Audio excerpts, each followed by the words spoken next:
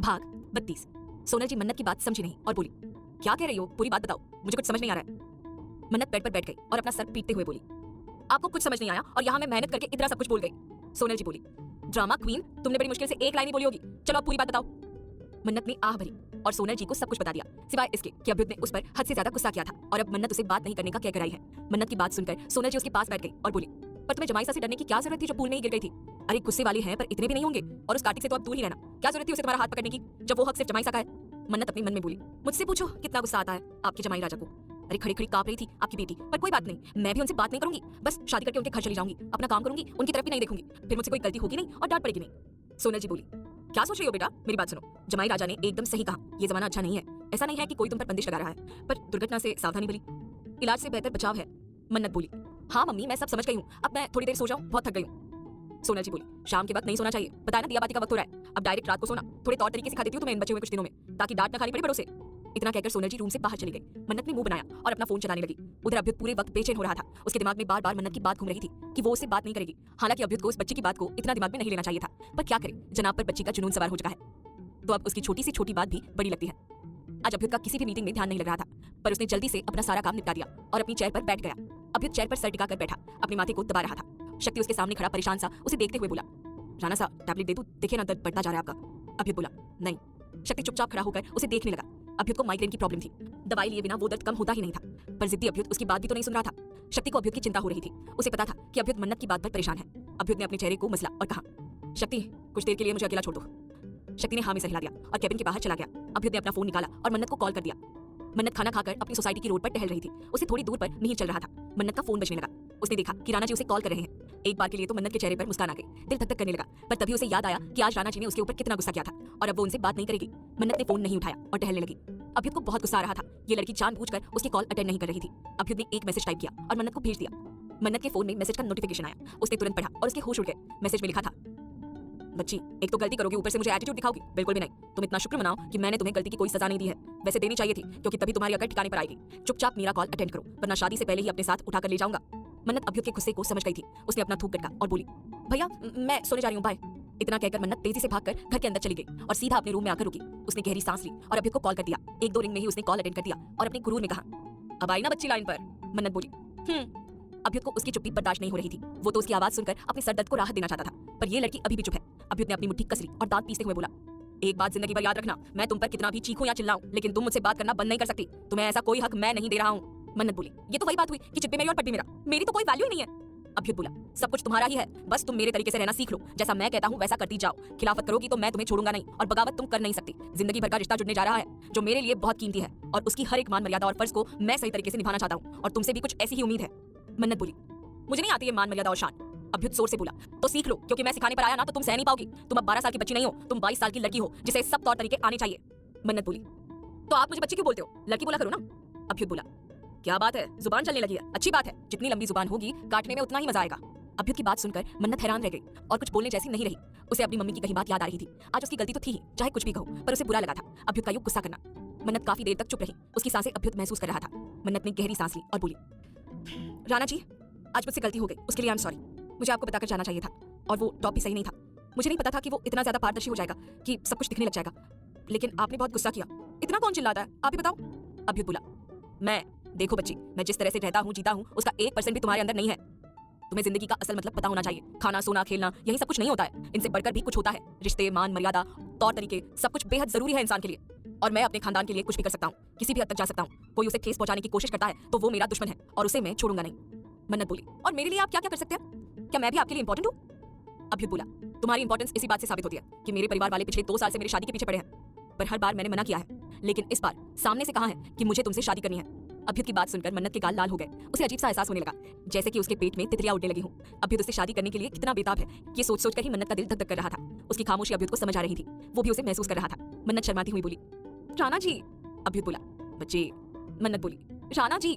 अभ्युत के चेहरे पर कातिल मुस्कान आ गई और वो जुनून से बोला, मन्नत बोली, थैंक यू अभी तक मेरी इतनी हेल्प करने के लिए, और मैं आपके लिए इंपॉर्टेंट हूँ ये जानकर मुझे बहुत गुदगुदी हो रही है।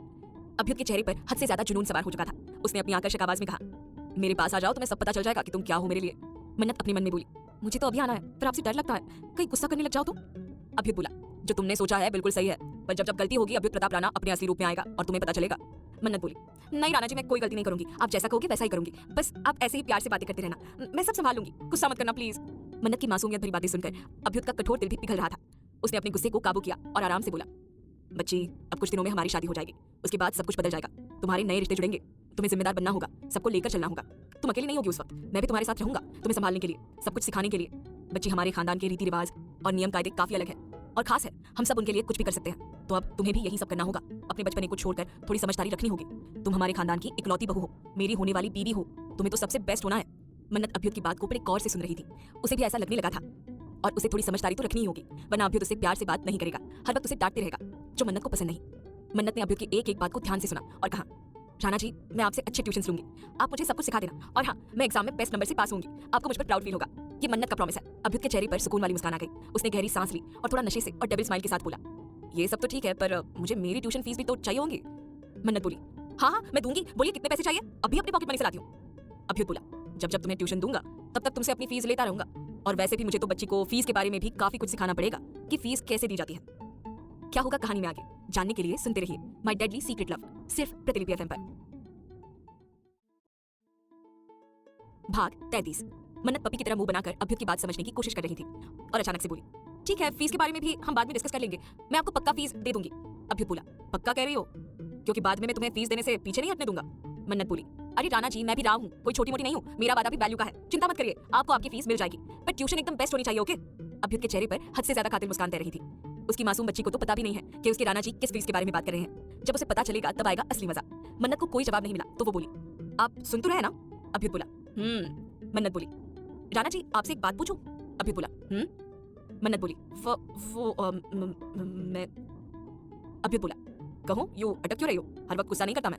मन्नत बोली, आपको दर्द हो रहा है क्या उधर। अभ्युत बोला, उधर का तो पता नहीं, पर इस कमबख्त सीने में जरूर दर्द होने लगा है। मन्नत घबरा गई और बोली, क्या हुआ आपके सीने को, उसको दर्द क्यों हो रहा है, मुझे लगता है आप बहुत ऑयली फूड खाते हैं तभी ऐसा हो रहा है। अभ्युत डबल स्माइल के साथ बोला, पर ऑयली फूड खाने वाली इस दर्द की वजह है। मन्नत बोली, हे ठाकुर जी, कौन है वो जिसकी वजह से आपको दर्द हो रहा है, नाम बताओ, मैं उसे अभी सबक सिखा दूंगी। अभ्युत बड़ी दीवानगी से बोला, मन्नत उर्फ रूफी उर्फ मेरी बच्ची नाम है उसका। मन्नत झेप गई, उसके चेहरे पर मुस्कान आ गई, वो चहक रही थी। उसने खुशी से कहा, मैं सब समझ गई, मैंने टीवी पर देखा है कि जब जब हीरो के सीने में दर्द होता है तो वो हीरोइन की वजह से ही होता है, उसका दिल धक धक करता है ना राणा जी। मन्नत की बातें सुनकर अभ्युत ने अपना सर हिला दिया। उसे हंसी आ रही थी इस लड़की की बातों पर, क्योंकि ये समझ कर भी नहीं समझती थी। मन्नत फिर से बोली, इसका मतलब आप भी सीरियस देखते हैं, वो भी प्यार वाले, है ना राणा जी। अभ्युत बोला, बिल्कुल भी नहीं, और तुम्हें भी ये फालतू के टीवी शोज नहीं देखने चाहिए, इससे अच्छा पढ़ाई करो। मन्नत बोली, हाँ वैसे भी टीवी जैसे प्यार करने वाले हीरो रियल लाइफ में नहीं होते, रियल लाइफ में तो अकड़ू, गुस्सैल और खतरनाक आदमी होते हैं, आपको पता है। अभ्युत बोला, जहां तक मुझे पता है मेरी बच्ची को तंज कसना तो नहीं आता, पर आज अनजाने में मुझे ताना जरूर मार दिया तुमने, पर तुम मेरे सच से अभी काफी दूर हो, जिस दिन पहचान जाओगी दंग रह जाओगी। मन्नत बोली, कैसा सच राणा जी। अभ्युत बोला, कुछ नहीं, तुम अब सो जाओ। मन्नत बोली, ओके, बट आप गुस्सा तो नहीं हो ना। अभ्युत बोला, बिल्कुल नहीं हूँ बच्ची, तुम आराम से सो जाओ, जितनी हो सके नींद लो, क्या पता बाद में रातों को नींद ना आए, मैं सोने ही ना दूं। मन्नत बोली, राणा जी पता नहीं आप क्या क्या बोलते हैं, पर अभी मैं इसका मतलब नहीं पूछूंगी, क्योंकि बाद में आप मुझे इन सबकी ट्यूशन देने वाली है ना। अभ्युत बोला, बेशक। अभ्युत ने इतना कहकर कॉल कट कर दिया और चेयर से सर टिकाकर बैठ गया। अब उसका सर दर्द एकदम ठीक हो चुका था, उसे उसकी दवाई जो मिल गई थी। अभ्युत दिन गिन रहा था कि कब उसकी शादी हो और मन्नत उसके पास हमेशा के लिए आ जाए। मन्नत बेड पर लेटकर अपनी सगाई की तस्वीरें देख रही थी, जिसमें वो दोनों साथ में बहुत अच्छे लग रहे थे। मन्नत ने अभ्युत की फोटो देखी और पता नहीं उसे क्या हुआ, उसने फोन को अपने सीने से लगा लिया और बोली, मैं बहुत डर गई थी जब वो झूमर आपके ऊपर गिरा था। आपको कुछ नहीं होना चाहिए, मम्मी कहती है पति के बिना संसार में कुछ भी अच्छा नहीं होता, और मेरे होने वाले पति तो आप है, इसलिए आपको कुछ नहीं होना चाहिए। मानती हूँ गुस्सैल हो, पर हर बार मेरी हेल्प करते रहते हो। मैं अपना बचपना छोड़ पाऊंगी या नहीं ये मुझे नहीं पता, पर पूरी कोशिश करूंगी कि आपके परिवार को खुश रख सकूं, और खास करके आपको। आज मुझे मम्मी ने काफी कुछ सिखाया है और आगे आप भी सिखा दोगे, तो मैं सब कुछ कर लूंगी, देखना। मन्नत को पता नहीं था कि शादी के बाद जीवन में कितने बदलाव आते हैं, पर वो अपनी कोशिश करना चाहती थी ताकि किसी को उसकी वजह से बुरा न लगे। अभ्युत मन्नत के लिए कुछ भी करने को तैयार था, पर बस उसे मन्नत को इस तरह बनाना था जिसमें वो एकदम परफेक्ट हो उसके खानदान के लिए। मन्नत और अभ्युत की शादी की तैयारियां धूमधाम से चल रही थी। दोनों परिवार अपनी मेहनत में लग गए थे और किसी तरह की कोई कमी नहीं रखना चाहते थे। शादी अच्छे से और बिना किसी विघ्न के हो जाए, इसलिए दोनों पक्षों ने मिलकर ये फैसला किया था कि शादी के सारे फंक्शन उदयपुर के सिटी पैलेस 5 स्टार होटल में किए जाएं। वहीं से मन्नत की विदाई होगी जो सीधा राणा पैलेस जाएगी। इन कुछ दिनों में अभ्युत और मन्नत एक दूसरे के काफी करीब आने लगे थे। वो दोनों मिलते नहीं थे, पर कॉल पर डेली बात होती थी, वो भी अभ्युत की धमकियों की वजह से। अभ्युत कोशिश करता कि कम गुस्सा करे, और वहीं मन्नत उसके अनुसार बनने की कोशिश करने में लगी हुई थी। मन्नत को अभ्युत का साथ अच्छा लगने लगा था, पर अभी भी वो उसकी कुछ बातें समझ नहीं पाती थी। अभ्युत उसका दीवाना बनता जा रहा था। अब उसके लिए एक एक मिनट बिताना भी मुश्किल हो रहा था। दिन भर वो कंपनी में काम करता और रात को मासूम मन्नत को तंग करता। हालांकि मन्नत की बेवकूफियों से कई बार खुद ही तंग हो जाता था। मन्नत को भी अभ्युत की आदत पड़ चुकी थी। उसे डर बहुत लगता था कि कब गुस्सा करने लग जाए, पर उतना ही उसका साथ अच्छा लगने लगा था। मन्नत को अभ्युत की दमदार और आकर्षक आवाज बहुत अच्छी लगती थी, जिससे उसका रोम रोम खड़ा हो जाता था। उसे नहीं पता था कि उन दोनों के बीच पनप रहे इस रिश्ते को क्या नाम दिया जाए। वो बस इतना जानती थी कि अब वो दोनों पति पत्नी बनने जा रहे हैं और जिंदगी भर के लिए एक दूसरे के साथ रहेंगे। शादी को अब एक ही दिन बचा था, कल सबको सिटी पैलेस के लिए निकलना था। दोनों परिवारों ने अपनी सारी तैयारियां पूरी कर ली थी। इन कुछ दिनों में सोनल जी ने मन्नत को काफी तौर तरीके और रीति रिवाज के बारे में सिखाया था। उसे थोड़ा बहुत किचन का काम भी सिखाने की कोशिश की थी। अब वो कितना सीखी थी ये तो ससुराल जाकर ही पता चलेगा। मन्नत पूरे मन से सीखने की कोशिश करती थी। मानव जी अब उसके सामने कम ही आते थे। उनसे सब कुछ देखा नहीं जा रहा था। उनके जिगर का टुकड़ा उनसे दूर जाने वाला है, ये सोच सोचकर ही वे कई बार भावुक हो जाते थे। पर मन्नत के सामने नहीं आते थे, वरना वो मासूम जिसे अभी कोई होश नहीं है कि वो अपने माता पिता से दूर जा रही है, रोने लग जाती। फिर उसे संभालना मुश्किल हो जाता। रात के 10 बजे मन्नत अपने रूम में बेड पर बैठकर अपने सामने हो रहे काम को देख रही थी। सोनल जी और नौकरानी मिलकर मन्नत का सामान पैक कर रहे थे। मन्नत ने दुनिया भर का मेकअप और तरह तरह के कपड़े देखे तो उसका मन खुश हो गया था। वही मानव जी अपने कमरे में उदास बैठे थे। मिहिर सिटी पैलेस गया हुआ था सारी अरेंजमेंट्स देखने के लिए। सोनल जी बोली, रूपा ये 5 सूटकेस नीचे हॉल में रखवा दे, रूफी के ससुराल जाते ही ये तीनों इसके काम आने वाले हैं। रूपा बोली, जी मालकिन। सारे सामान को हॉल में शिफ्ट कर दिया गया। सोनल जी ने आह भरी और मन्नत के पास बैठ गई। मन्नत ने प्यार से उन्हें गले लगा लिया और बोली, मम्मी इतना सब कुछ क्यों किया आपने? मैं तो टी शर्ट पहनती हूँ ना। सोनल जी बोली, रूफी शादी के बाद ये साड़ी तुझे रोज पहननी होगी, ओके बेटा? तुझे सिखाया तो है ना कैसे पहनते हैं, तो उसे भूलना मत। मन्नत बोली, हाँ मैंने आज सुबह ही प्रैक्टिस की थी, थोड़ा मुश्किल हुआ पर पहन ली। सोनल जी बोली, यस मेरी बच्ची।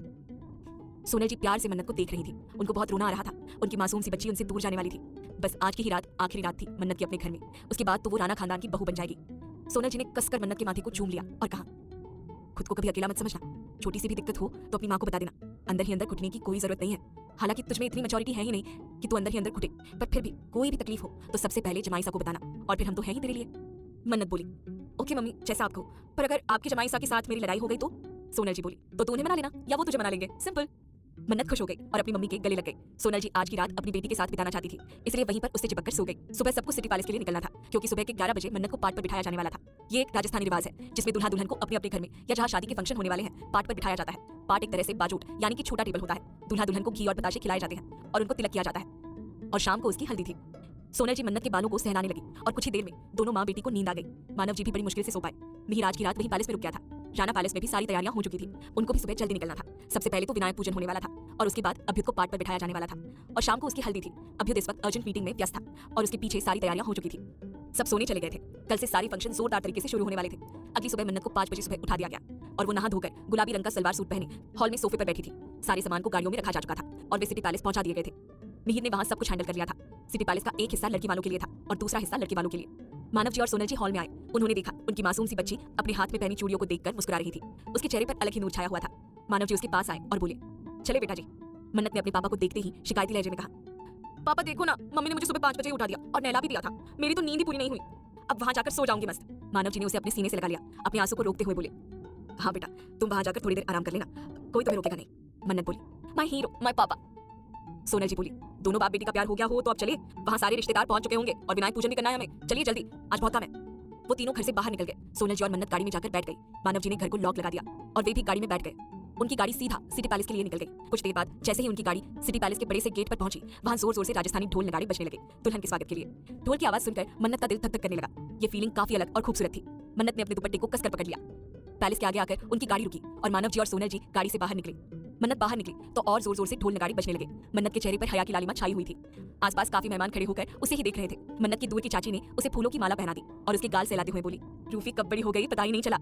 मन्नत के दादा दादी तो थे नहीं, मानव जी के कोई भाई बहन भी नहीं थे, बस दूर के कुछ रिश्तेदार थे। क्या होगा कहानी में आगे जानने के लिए सुनते रहिए माय डेडली सीक्रेट लव, सिर्फ प्रतिलिपि FM पर।